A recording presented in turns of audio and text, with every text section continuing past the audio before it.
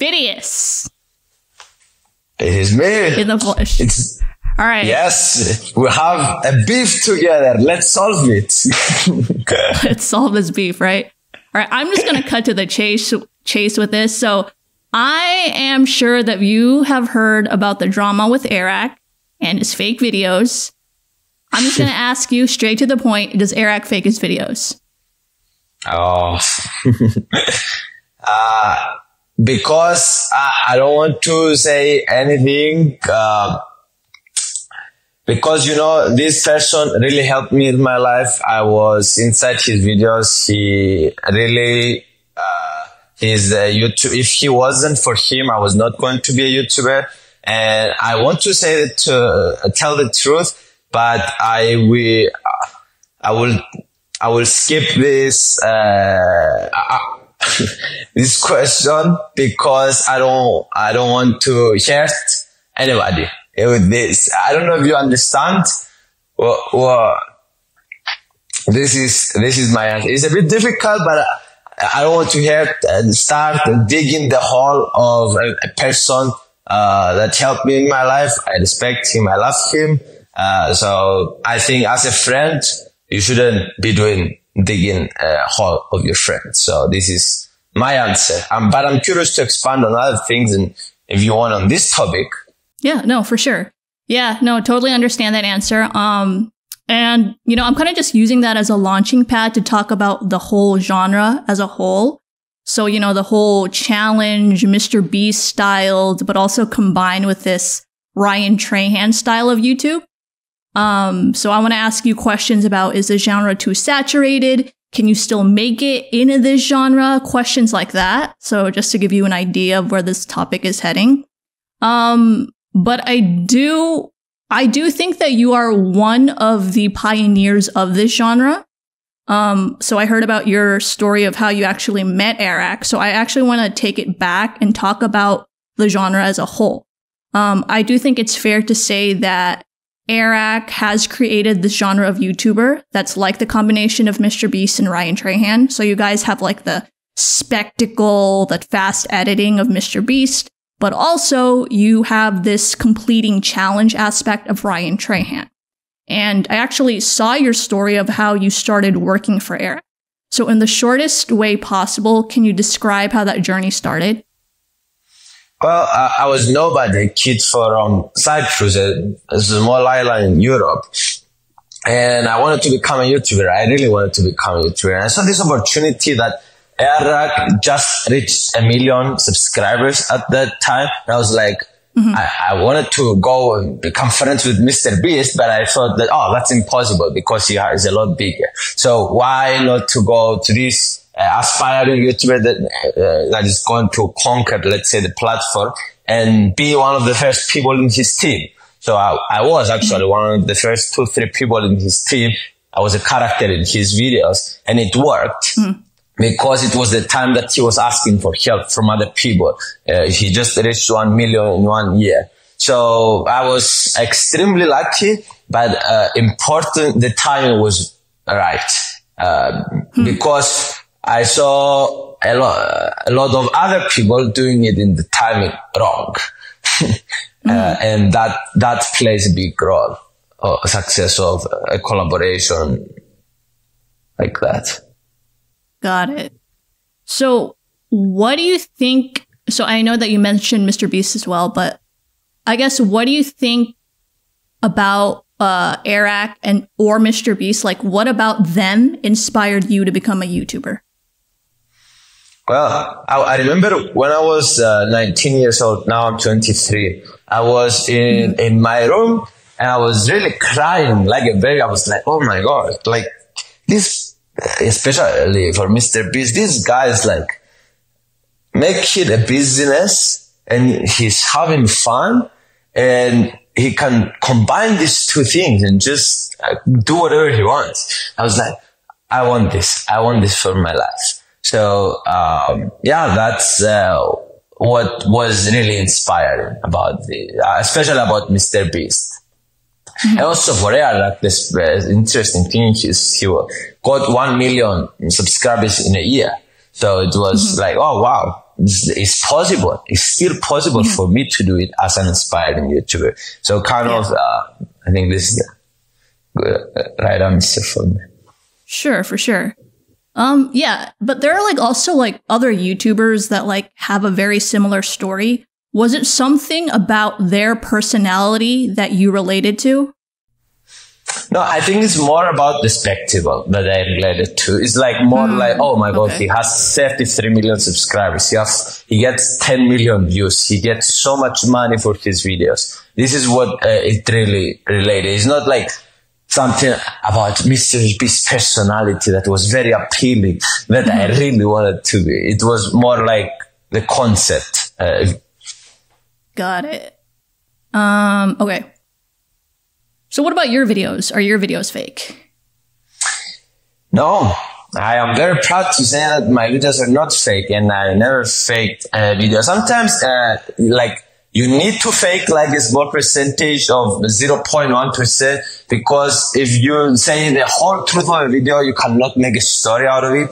So for example, just to give you an example, on my 30 days with no food, I wrote in the description also that it was 29 days without food, because the my godfather uncle died at day 29, and I wanted to give a speech to his funeral. So I was consciously editing the channel because I didn't have energy. I wanted to eat some food to have energy for the funeral. And I wrote this in the description. If you go now, you will see it. So I try, whenever I fake something, a small thing, to mention it somewhere in the description or in a different video. But I don't fake my videos, and I'm proud to say, because it's very hard to not fake your videos. Yeah. Especially because you can manipulate the whole story and make everyone think that you did it. But like, if you see the 30 days challenge, you can see that I'm losing like so many pounds. Like another example is like, I am a kid from Cyprus, nobody. And I convinced Elon Musk to give me a hug. So it's like, can you fake? Convincing Elon Musk to give you a hug with so many views and so much pressure? I don't think so. So there is a lot of examples in the channel, but some other YouTubers fall in the trap. It's because some of their videos are real. They are easily faking the other videos, and you think, oh, because that was the other video is not real. But anyway, I'm not speaking about Airrack. I'm talking about a lot of YouTubers now that I met. Mm-hmm. Yeah, I feel like that genre is very prone to the temptation of faking, just because it's like, hey, I gotta make something weekly or monthly, and it has to be big. It has to be this huge spectacle. And I'm sure you've worked with other creators in that genre. And I obviously don't want you to name names or call people out, but if you could give a percentage of the people you worked with, have you met with anyone who faked videos? No, it's hard to give a percentage because, but I'll think that the people that they are saying that they are doing something, because some are gamers. They're like, it's different. It's not for every genre to be faking stuff, but for the people that they are doing my kind of content, I think around the 50% mark. Oh, wow. That's crazy. Yeah, a lot of people fake their videos. And it's, I think, very dishonest to fake your videos, actually, because you have a responsibility out there. It's millions of views, like, and you are, I take this one. I agree with you. I have so many flaws as a personality, and I'm trying to improve. And for example, your video was very helpful, and that's why I wanted to have you on my podcast, for you to give me some constructive feedback for me to improve, because I'm 23 years old, trying to learn, I'm trying to improve. Totally. But Yeah, I feel when you fake a video and you say that you did something, and then it was fake and gets millions of views, is so dishonest to the people that saw it. The kids, it's like, I don't think it's an honest communication between the two. If you say, but me, I'm to the extreme of this in my life. I don't hold anything back. I will tell you all the information as long as I'm not hurting anybody with telling the truth. So sometimes I can tell you how many girls I've been with. I can tell you how I'm like so open to vulnerable to everything in my life. Yeah, I think that's the answer. And maybe I said too much, 50%, maybe 30, 40, but it's crazy to be even that. Yeah. Got it. Okay, and then, so I saw this video of Ryan Trahan on the Colin and Samir podcast, and he said that he knows the kids that have taken out loans just so they can make this huge spectacle of a video. For you, obviously it worked, but for a lot of people, it doesn't work, and so they get into debt. Do you have any advice for those creators where it doesn't work? You know, one of the most shocking videos that I ever saw, it was your video that you showed so many pizzas being delivered to Airrack at the pizza party. And that was so shocking for me because I was involved a bit in that because they thought that they can become friends. They can become a part of his videos if they did something similar to that. So, I agree. It's very hard, to make it, but also a collaboration like that really helps you. And that's why everyone is chasing a collaboration like that. A lot of times in the wrong, way. So, in my beginning, I did one, more wrong collaboration like that. So I stayed on my roof for 3 days and I was live streaming until the biggest YouTuber of my country agrees to meet me. And that's like so much pressure. It's like for another person to do. I don't think that was good to do. It's a bit different with Elon Musk because I was not, because I don't know, it's like something unreachable that nobody thinks it will happen. So I don't know. I think it's, there is a line between staying under your roof and just sleeping on the sleeping bag outside SpaceX. But maybe it's the same thing. I don't know. You can tell me. But I don't know if I answered your question about the expecting goal and if I think it's harder to achieve it. But definitely I don't think that the money, especially for my channel, money was never the answer. Getting the loans and all this stuff is to make something creative. And when you put, because we talked about this as well with Airrack and all the other YouTubers, like Mr. Beast won the game of money. So you don't want to be competing on that level with him. For example, one of my stuff, it got a lot of attraction and a lot of bad attraction about the Japan situation.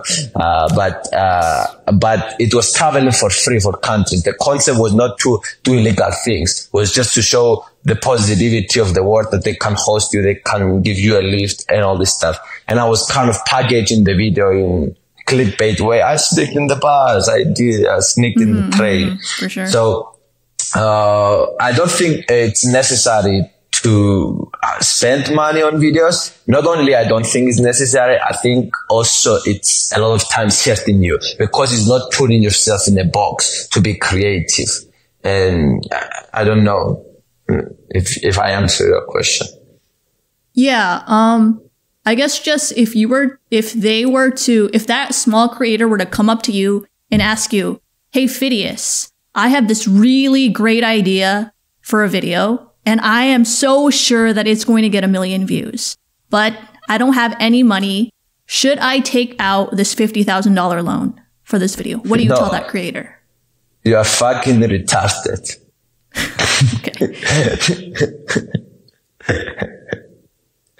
That's it, period. Yeah, it's like, Okay. it's obvious, isn't it? Like, except if he has prehistory of getting million views. Like, if he got million views consistently, but it's unlikely for a new channel to get a million views in the first video. Very unlikely. So, statistically speaking, you don't know how to create video if you didn't create so many videos. So, to take a loan to make a video that you don't know even how to make a video is stupid, and it's good to talk about this because I think a person like Matthew Bean really did this, and like he was getting loans, but he was one of the million examples that he made it. Other YouTubers that just losing their money. So yeah. All right, last question. Who do you think is the next YouTuber to get 100 million subscribers? I will go. There is a couple of them. I want Hopscope to be. I want a woman to be good friends with Hop. But if we're talking about reality, though, I think probably Ryan Trahan.